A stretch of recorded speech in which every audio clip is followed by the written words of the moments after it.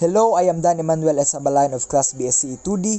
Join me in today's vlog as we discuss about the progress made in science and technology in the field of engineering industry and also its positive and negative impacts on our environment and our society. Now, engineering is a branch of science and its main purpose is to provide facilities, machineries, and tools for society to function.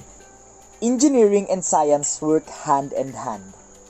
The progress of science means the progress of engineering as well. As new things are discovered, new things can be applied in engineering too. And it goes vice versa.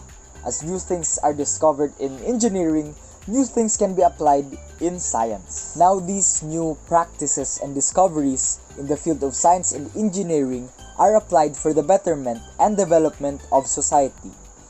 As society progresses, the easier life gets because of science and development, and the more the population grows.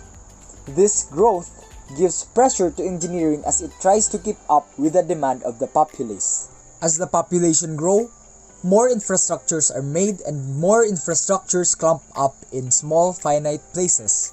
So the more people live in that place, the harder it is to live there because of the competition and the availability of infrastructures. The solution of providing shelters for the populace has circled back this problem around. As more infrastructures were made again, the harder it is to find shelter, especially in urban places, where high-rise buildings are made affordable only for the rich. So people clump up in these cities where informal settlers are even more prominent. On another note, the construction industry significantly contributes to the soil, water, and air pollution. These pollutants can pose a significant threat to our environment. To name a few, here are some of the practices in the field of engineering that contribute to our environment's degradation. The extraction and use of fossil fuels for electricity, heat, and transportation. Mining and excavation of various minerals and raw materials used for the field of engineering, which are main contributors to deforestation and soil degradation of our lands. The production of materials used in the industry that utilizes various forms of energy that are unsafe to our environment, not to mention the waste materials accumulated from various practices in the field of engineering. But with all these, I can say that engineering still poses more good than bad. Engineers are honed to be problem solvers. That's why I am confident that these problems can be solved by the engineers themselves, the same way they provide solutions to various industries.